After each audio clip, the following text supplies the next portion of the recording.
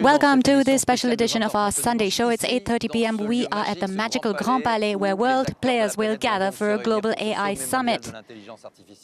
Good evening, Mr. President. Thank you for being here. And good evening, Palki Sharma. Namaste, Palki.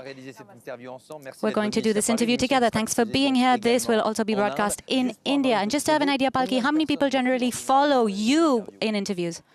Namaste, and thank you for having me here. And namaste, Mr. President. How are you doing? I'm fine. And Bharat ke logon ko meri namaste. Kya baat hai. Thank you very much. And to your question, my favorite question, how many people watch? Typically in a month, we have viewers up to 150 million. That's more than twice the population of France. And in the last 2 years, we had 3 billion viewers. So I say, Laurent, this is your chance to be famous. You're on first post. But, and I'll try to be good enough. We're very excited to talk about the subject that we've gathered here to talk about, artificial intelligence. You're hosting a summit. What do you think about AI as a policymaker and as an individual? Are you wary about what's coming? Are you excited? Do you think it's a threat? Do you think it's a gift to humankind? What are your views? Thank you for being here, and thank you to both of you for giving me the opportunity to talk about AI. We are living through an absolute technological and scientific revolution, and it's almost unprecedented. So this is an opportunity for humanity. And this is something that I personally am following with a lot of interest. I'm convinced that it's a new era for progress, and that France and Europe and its partners like India need to seize these opportunities because they will allow us to live better, to learn better, to work better, to heal better. And I think that it's up to us to make sure that it serves humanity. So, before we talk about that, let's talk about positive things. Yes, indeed, because AI is already here. It's here in medicine, for instance, with research, with acceleration of research that's exponential. For instance, the early detection of cancer. That is a reality today in France, isn't it? Yes, it is in France and in the world. There's a bit of a race in that field. I see pictures here that you're showing. And a few days ago, I was at the Institut Gustave Roussy Cancer Center. It is one of the best centers in Europe, the 4th in the world, and we hope to become first thanks to our investments. And our researchers are cutting edge. We have collected a great deal of data, and thanks to AI, we can do prevention and preventive diagnostics as well. And I see this picture you're showing, which was shown to me just 2 days ago as well. Using MRI images, sometimes it took a lot of time to identify cancerous cells. And thanks to AI, because we're putting together so much data, because we have computing power, we can see things much more quickly. So for instance, a tumor, you can detect it more quickly, and you can more specifically target areas for radiotherapy. And so there's a lot to do in the field. You know, there's also the digital twin that I was told about. With all the data that you collect, you can create a digital twin. And don't worry, everything is being done responsibly by science. And the idea is to test whether a treatment will work or not. And you test it on your twin. So you see it on the left and on the right. You see how the AI is identifying the area that needs to be treated using radiotherapy. So this is progress, a concrete progress, and thanks to AI, in medicine, we can prevent better, we can detect things much better. Instead of having to do a biopsy or blood tests, and you had to do a biopsy several weeks after a blood test, now we can be much more precise. Right. In fact, we have on the sets Oscar, who is using Wondercraft, piloting it with the help of artificial intelligence, and we would like you to tell our viewers about that as well. How does that work? Wow. Alors ça, c'est une entreprise française. This is a French company. Ça s'appelle Wondercraft. Wondercraft, yes. Regardez ça. Watch this. And that is AI that is making all this possible. Actually, it's optimizing it. So some of the images we saw are also French research at the Gustave Roussy Center with partners in Villejuif, in Saclay, big universities around Paris. And one of the companies was created by French people in the US, and I hope they come back to France. And what you see here with Wondercraft and Oscar, and thanks to Oscar for being here, I saw them 2 years ago. They're close to here, actually, based in Rue de Rivoli. The exoskeleton is mechanical, and you have a remote control on the side.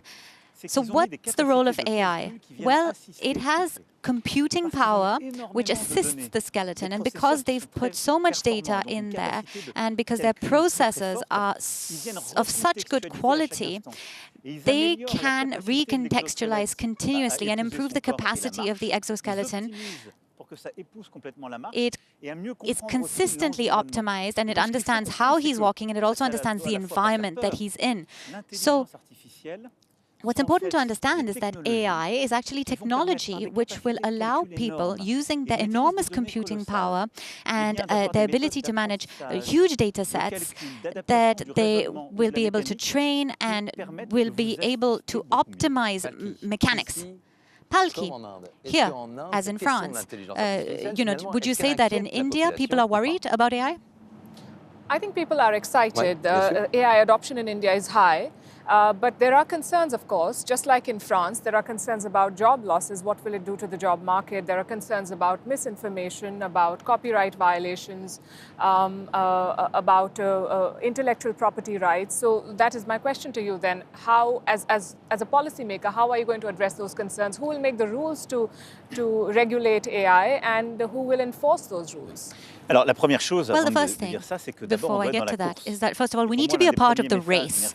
And for me, one of the main messages, and I think we'll come back to that when we think about the geopolitics of innovation, before you regulate, you have to say, well, we want to be a part of this. We want to invent solutions and technologies, and we want to create our own. We don't want to be dependent on others. But so, what about people who say that the best worker ever is actually going to be an AI? Well, that's not true. That's not true. That's also something that will disrupt the labor market. You have to think of them as assistants. AI will not replace humans. I don't think so. I don't believe in that. It's a technology change, and now we have these generative models, language models. But it's been decades that we've actually had AI, but now we have computing power, and we have the speed of operation that's much faster. But laborers, lawyers, journalists, everything's changing. Yes, but when we built this Grand Palais, work was different. We worked differently. There was technological progress since. So we have to prepare for that. We have to train for it. Now, in my first term, we actually created trainings. From the 11th grade, we had digital training, and we have a large number of youth who are interested in science today. 40,000 students a year, which has now gone up to 100,000 students a year. And we're going to train them. And that will completely transform our jobs. You're right. So in tasks that are very repetitive, you're actually going to be able to delegate some tasks to these assistants. But there are enough and more studies that show that jobs are going to be lost. And do you think that we are moving fast enough in the direction of training the workforce to ensure that people do not suffer? Because that is a real worry. You're right. The key is to train and to support people, because their jobs will change. So people who do repetitive tasks, maybe they will have an AI assistant who will do some of that for them. Back office work in the service industry, sometimes draft some responses and so on. But that will help people to free up time to do other things, to be more present. So if you look at care workers, there might be AI assistants who do some of the more repetitive tasks, but that gives people space to do more, to do other things. In our countries today, we talk about it every day. You, in fact, Laurent, talk about it every day. Many care workers find their jobs very difficult. And so AI will help delegate some of this work and place humanity at the heart of it. A robot or an AI can't make a caring phone call, isn't capable of physical touch, can't connect with somebody old. I don't believe that. What I think is that it's about delegating things that you don't want to do. And I believe, and it's up to our society to organize that it's going to free up time. And not all economists agree. Some say it'll be huge productivity gains. Others say no, not so much. But we need to arrange things so that AI helps you free up time for these repetitive, low value-added tasks so that you can have more time. So people in public services, for instance, they need to spend time with us. They need to be humane. There's a lot of loneliness and solitude in our society, so we need to delegate some tasks. And I was saying that for the care sector, and it's up to us to organize that. But I don't think that we'll be replaced. This is a debate we already had when robots turned up. We talked about it in the 90s. People said robots will replace us. And we actually blocked the development of robotics. And we deindustrialized in a way. And that's something we're correcting now. We've been correcting it for a few years. In sectors where we have robots, well, our workers, they are trained. They pilot these robots. They don't have as many health issues. They have time. They follow the quality, and they create more value. Another risk is manipulation, identity theft, scams. Today you published a video of yourself, and we're going to see some videos. Palki, what do you think about this video that was posted today? It's actually it's actually a compilation of AI-generated images. Now, it's funny, but not just funny. Ensuite, tous les cheveux qui restent sur le côté droit. La techno est une culture à part entière. On est attaché à la bagnole. On aime la bagnole. Does it bother you? You posted it, I know, to make a point. Non, je l'ai posté pour montrer. I posted it to show. Mais I mean, in a way to spark debate. But this is what AI can help you do. Or AI does. Yes, it does it for teenagers. Yes, this is what generative AI does. So you have this technology which can generate language, large language models. Mistral, a European champion, a French champion. I'm sure you're all using it. And you know, actors and singers are worried about that. Yes, hold on. So you can create videos and all of that. And in a way, it's a great thing. You can produce content faster. It can correct you. It can teach you things. But you need to understand it, and you need to put it into context. So do you think artists are right to be worried? Yes, I mean, Jean-Michel Jarre is a great artist, a pioneer of electro music, and uses AI. But there's this, the theft is a reality. Yes, but that existed before AI. You know, copyright is a right, and 5 years ago, there was no need for AI. With social media, we were already threatening copyright, and France fought to protect copyright. And we have the French model scaled to the EU now, and we protect intellectual property. So we need to do the same thing with AI. We need to be clear on when AI produced it and when a human produced it. My question is, who's doing it, Mr. President? The thing is that a lot of technology is being thrown into the market, and governments are very keen to be on board. As you said, we want to be part of the race. But who is creating guardrails? Who is making sure that this is not causing harm? Because there is real harm being caused. I think that there should be global regulation. I think we shouldn't regulate things only locally because the innovation is global. We need partnerships between private and public stakeholders, and that the right behaviors are encouraged. So I think that people should say when something has been created by AI. So the French press agency is signing an agreement with Mistral on this. And tomorrow we are announcing this public-private partnership. That's why I think that gradually we need to make sure that public and private players recontextualize all of this and that they say very clearly, this is AI and this is not. So it's great for artists to use AI. Tomorrow, you'll see here a creation by Agoria. So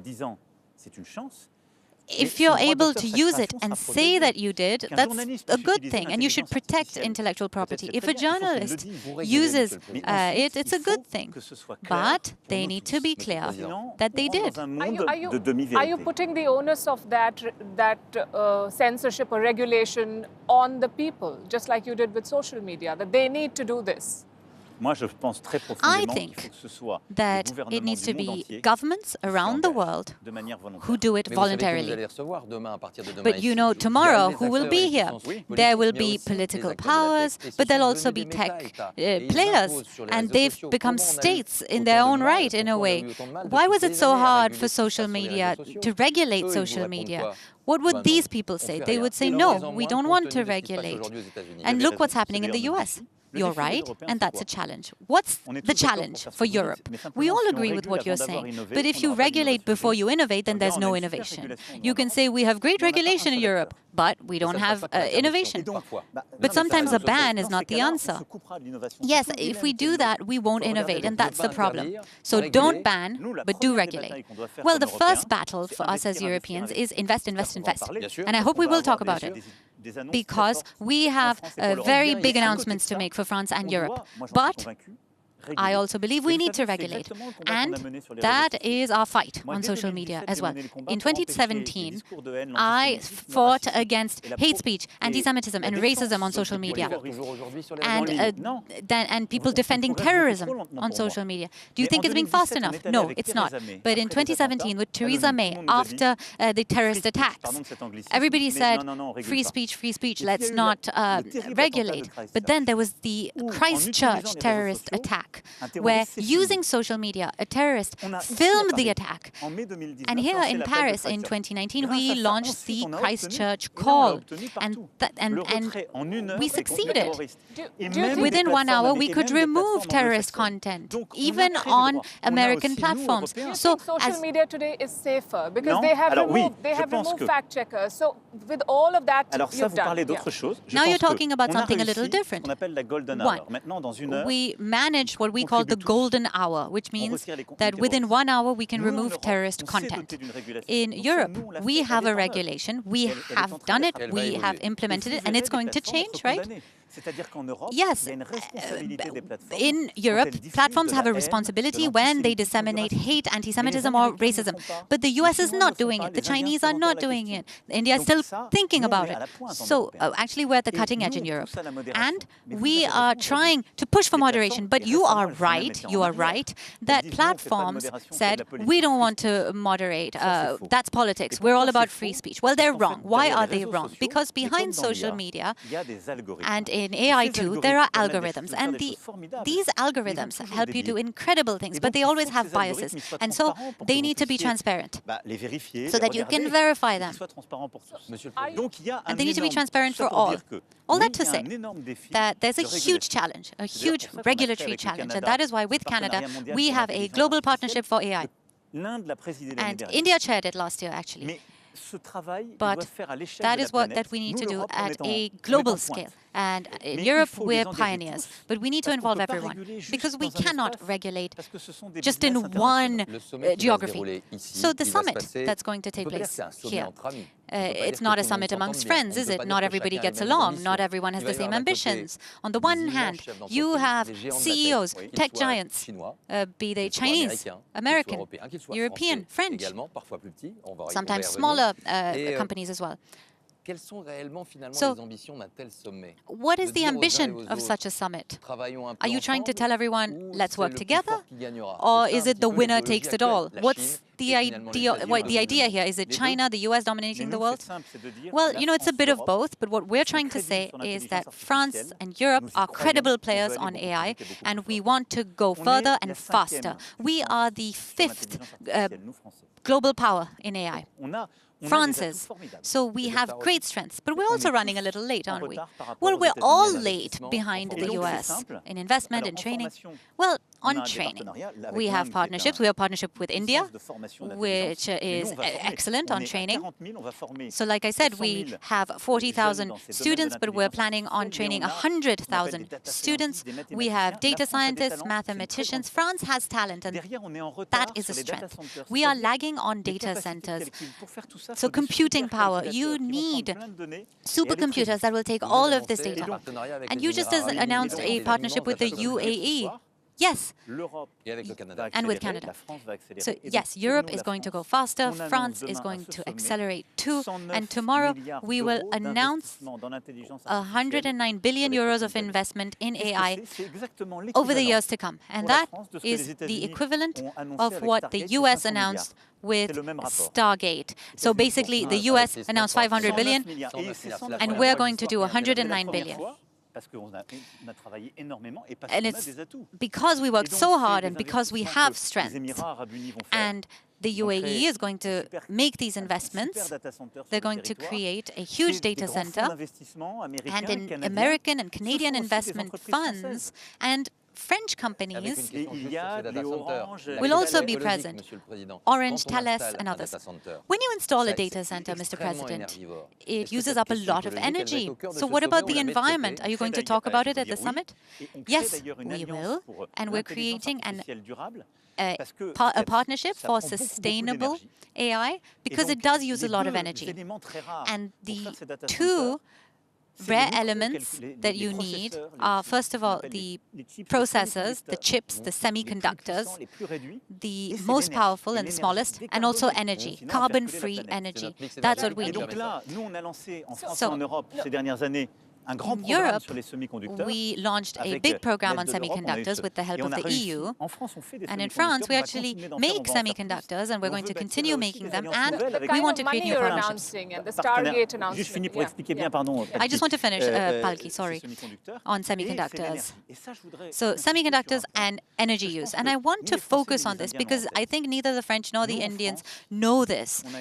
In France, what is a huge strength is that we have some of the most carbon-free energy in the world. We have a stable grid, and we export our carbon-free energy because in the 60s, our predecessors chose nuclear energy. We developed it, and we are continuing to build new nuclear reactors, and we also focus on renewable energy. So last year, as a result of this, we exported 90 terawatt hours.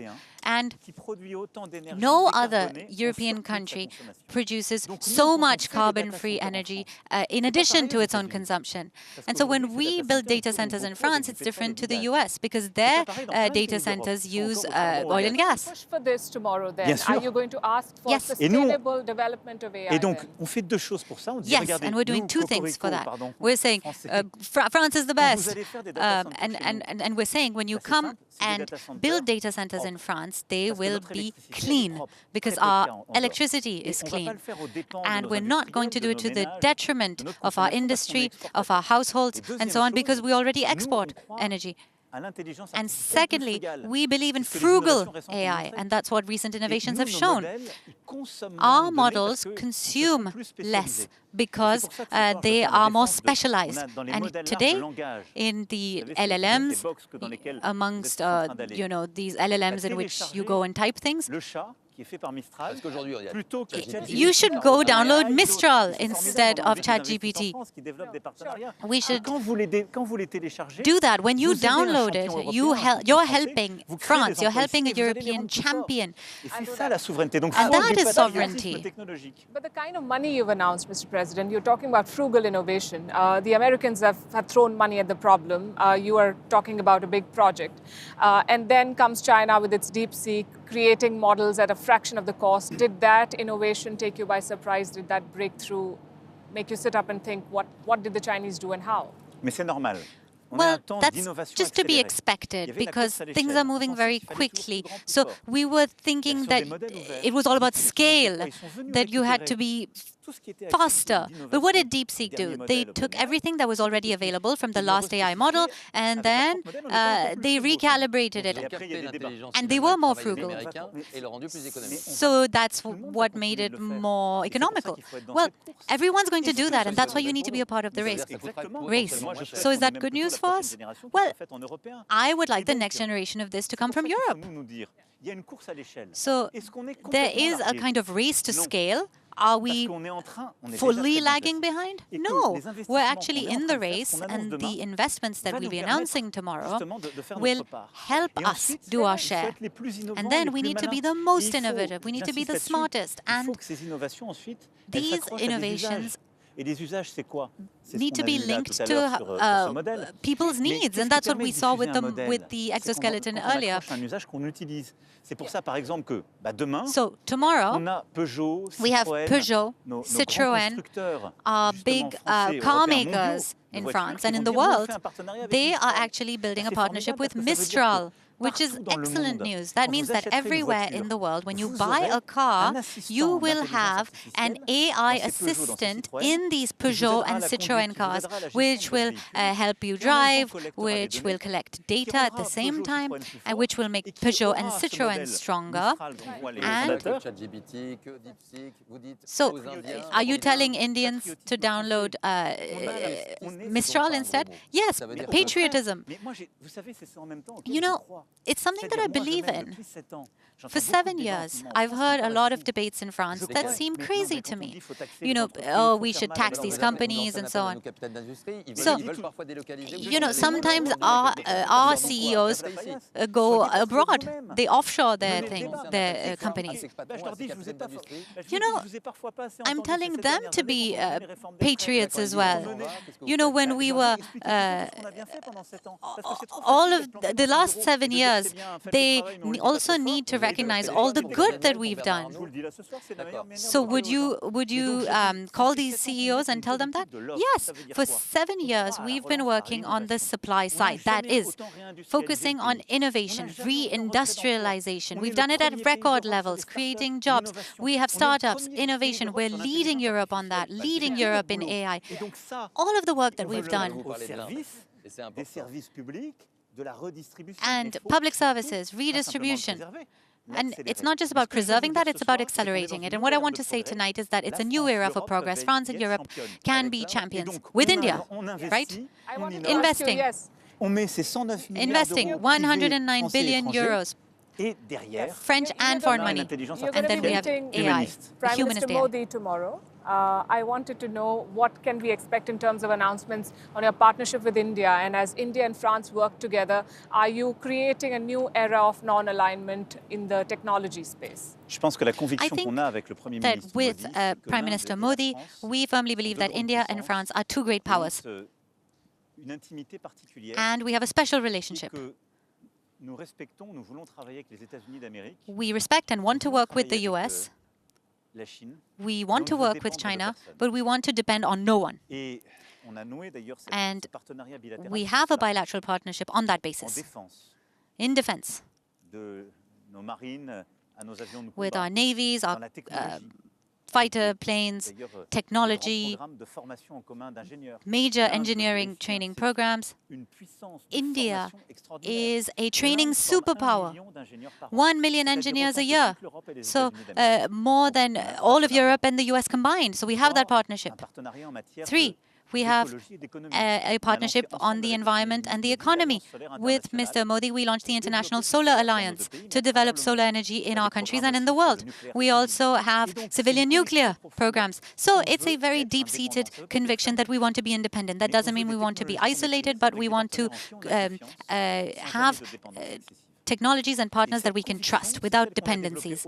And that is something we've developed far beyond the France-India relationship. It's part of the Indo-Pacific strategy. And what brings us together with India, with Japan as well, South Korea, Australia, New Zealand, and us as a power in the Indo-Pacific. Back in the day, diplomatic relationships and you know, the quest for power was, there was a space race, there was a arms race, now there's an AI race. Is AI going to determine who is a global power? And in that context, when you work with India, you and Prime Minister Modi have both talked about strategic autonomy a lot in the past few years. Are you then going to push for tech sovereignty together? Yes, absolutely, and that's what we're already doing.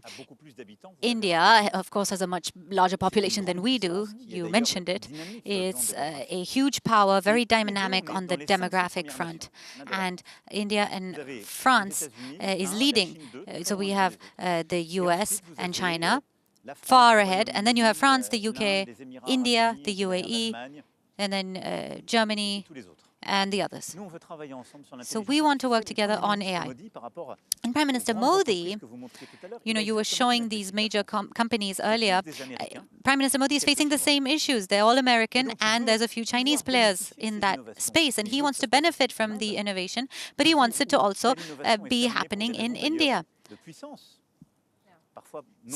Sometimes, if there's non-cooperation with these players, then you need to be able to take things forward on your own. We saw it with COVID. When things go wrong, people look inwards, and that makes sense. If you depend on others to produce medicine or technology, then things can go wrong. So we need that partnership, because we have shared interests and because we have the same worldview, focused on friendship and also interests. So together we will develop technological sovereignty. We want to train our talent, that they can go abroad, but they should also be at home. And we want to create data centers in India and in France with sustainable energy. And we want our own language models in France and in India. We don't want to depend on the US and Chinese models, and we want applications in all fields.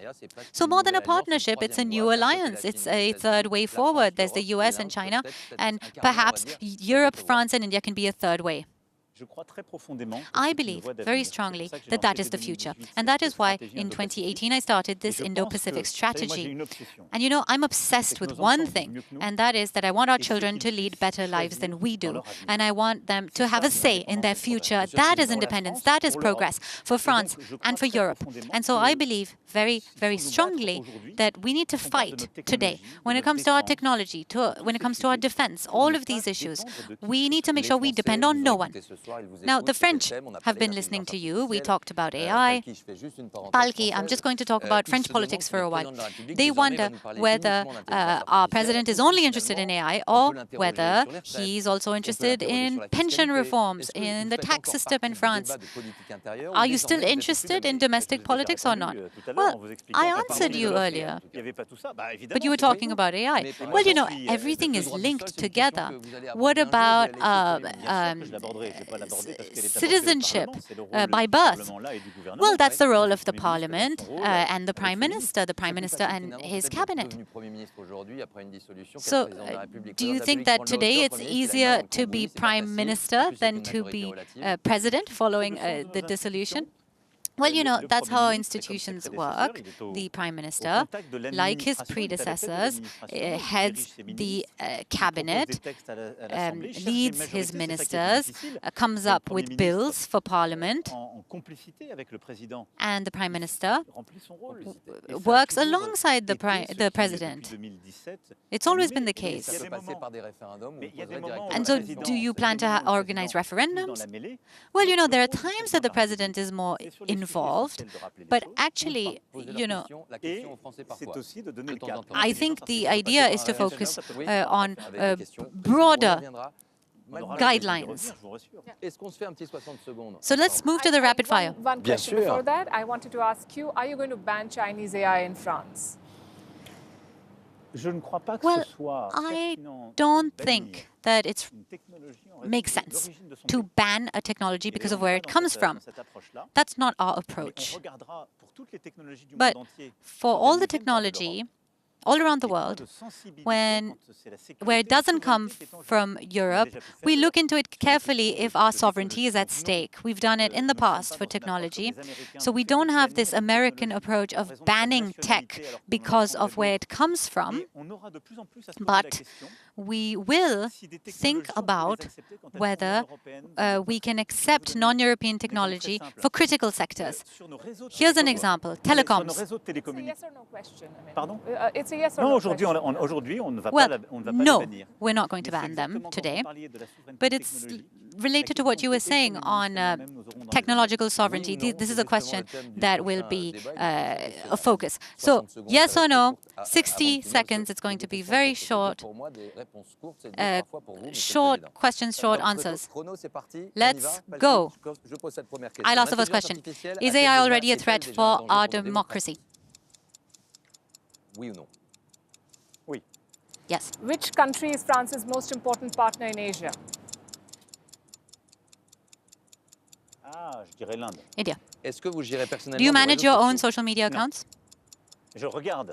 I look, Mais je gère I pas might look, but I don't manage. What is your favorite way to address people?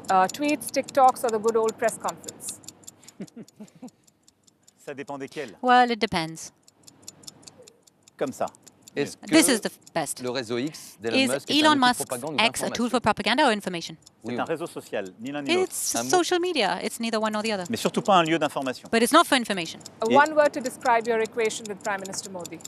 Amitié, Un mot Friendship. pour décrire votre One word relation to avec define le your président relationship Trump? with Donald Trump? respect. Respect. France, AI dominating the world, or France winning the next World Cup? What do you want? Les deux. Les deux? Both. Est-ce que vous utilisez encore, Monsieur le Président, And do you l'application Strava still lors de votre use jogging? the Strava Je l'ai app jamais for running? utilisé. Ah I oui, never c'était used les gens it. qui couraient autour de Oh, vous. is the Moi même pas. Je pense It was qu'ils people running l'utilisaient pour around leur you? jogging à eux. I think quelques-uns, people mais were vous inquiétez using pas, it for la their sécurité est bien own assurée. running. But don't Ok, worry, my merci, Monsieur security is le Président. fine. Merci, Malki. Thank you, Mr. President. Thank you, Palki, for being with us. It was such a pleasure and an honor to be with you this evening. Fantastic. Namaste. The pleasure is all Merci. mine. Namaste. Merci beaucoup. Merci à vous. Thank you. Tout de suite, c'est du cinéma. Merci, Monsieur And le now Président. we move on Du with cinéma a sur France 2, film SOS Fantôme, l'héritage. with SOS À très Phantom. bientôt. À Thank très you. bientôt. Merci à vous. Bon courage à Merci. toutes et tous.